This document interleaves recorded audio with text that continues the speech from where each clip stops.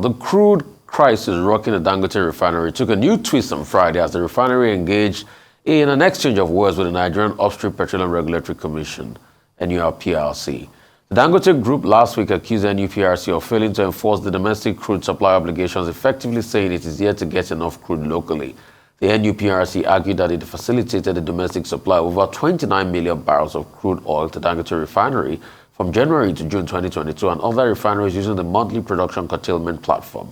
According to the Commission, the Warri Refinery received 949,670 barrels. The NDPR Refinery got 823,395 barrels of crude. The Port Harcourt Refinery received 471,123 barrels.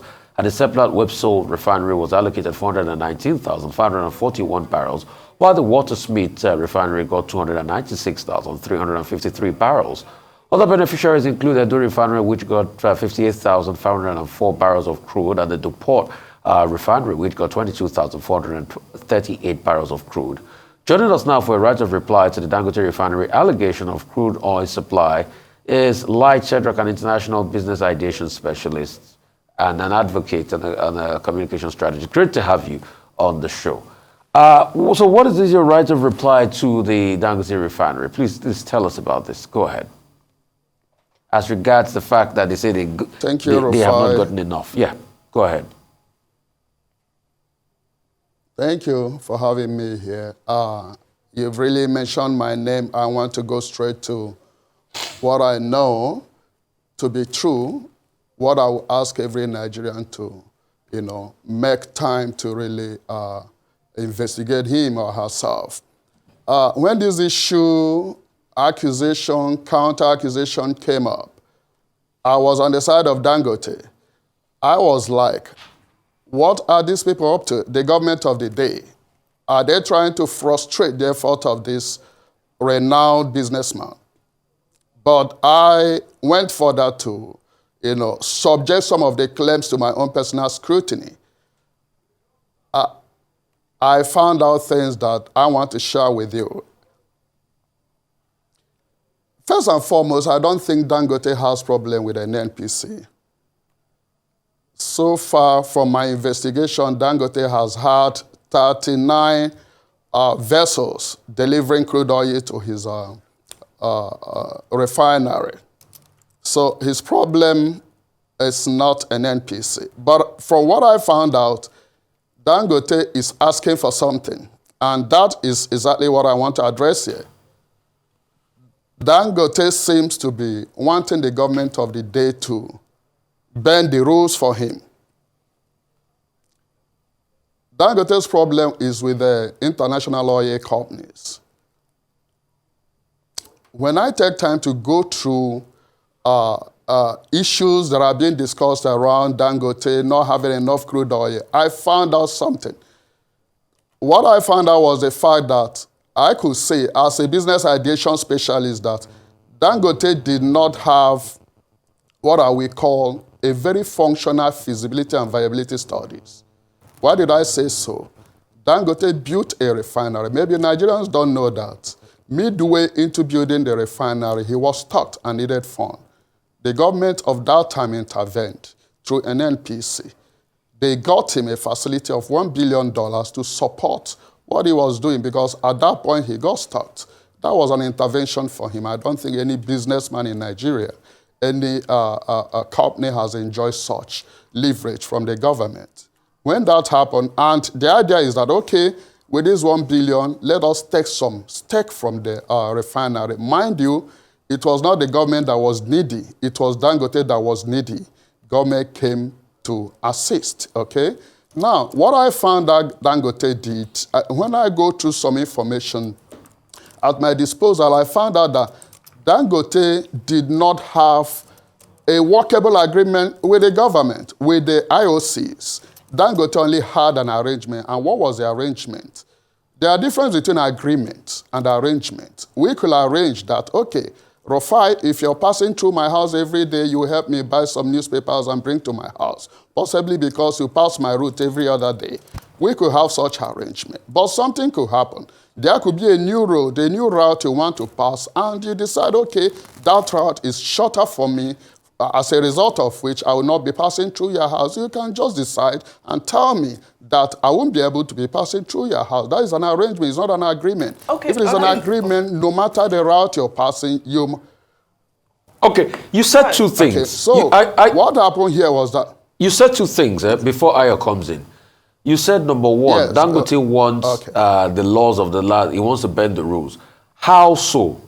What do you mean by he wants to bend the rules? Secondly, you said you said he didn't do his feasibility study.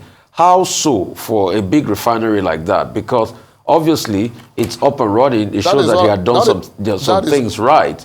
And you are not talking to the subject matter. The subject matter is why can't they get crude available for Dangote?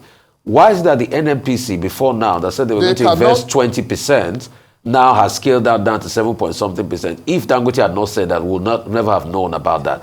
And can you also answer why all of a sudden there's a jump in trade with Malta, Nigeria and Malta, that the NNPC is not answering? They've just denied. What is going on? Because we've seen the empirical numbers. I mean, those are just the things we'd like to hear.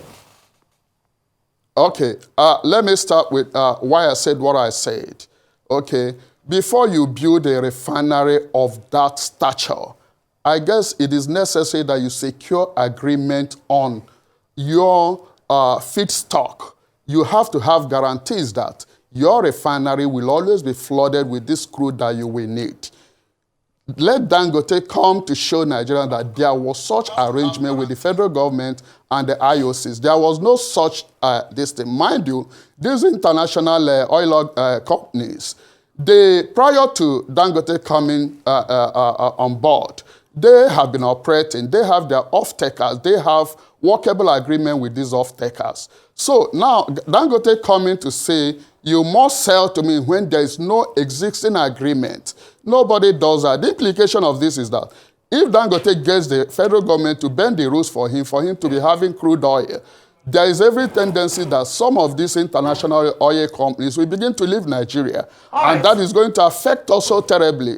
One will be losing royalty, we'll be losing taxes that we pay. Yeah, go ahead. Our time is very short, so I would really love for your responses to just hit the questions.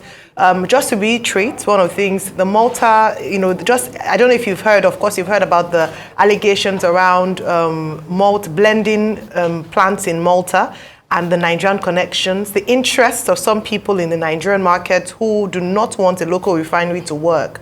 And then I'd like you to answer, you say the domestic crude allocation, where does that come in? Because you're saying that NNPCL has supplied Dangote refinery.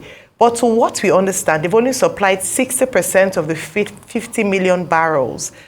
Can you speak to that, please? Because the truth should be said in total, not half-truths. So in terms of supply, yes, but they are not meeting the obligation. That's what the conversation is around.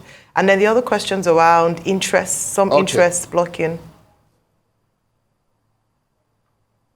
Well, the Malta issue you mentioned, just like you, I had it. I had that accusation from Mr. Dangote. I don't stand a better chance to address that. And I had expected Mr. Dangote to come up with a proof that what he was claiming, there is a verifiable evidence of what he was claiming. So as far as I'm concerned, I am not on the part of the government. I'm not speaking for the government. All right. But I am saying, but the statistics show that, Mr. Shedrack, are you aware of the statistics showing that there's been an increased level of trade between Nigeria and Malta in recent times? Did you see that? Well, I do not know about that. Okay, well, there is. I don't have that particular statistics. Well, there is. It is the government. We have the NNPC, is a government agency. I think they stand a better position to address this particular issue.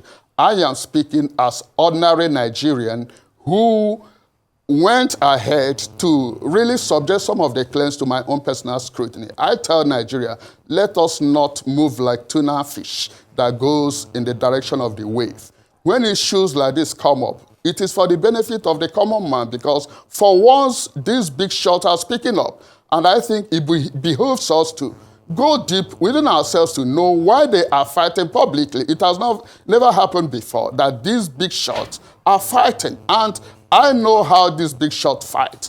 They want to arouse emotions. They want supporters. They want the people to be on their side. And but is there merit, Mr. Shedrack? Mr. Shedrack, is that very quick? I'm so sorry, I had to interject because of our time. Is there merit to what Alhaji Dangote and the Dangote Refinery are saying? Have they been able to meet the domestic crude allocation in terms of NNPC before talking about exports? At least they said 50 million barrels, according to the refinery, 60%. Please go ahead.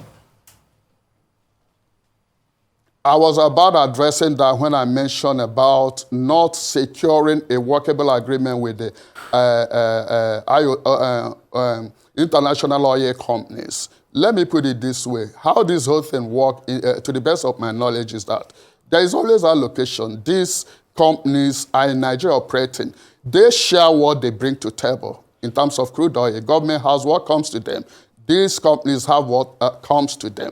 They have every right to market to those off-takers they have gone into agreement with. Now, what happened was that the Dangote secure an agreement with these people because government will only have a part of the crude oil.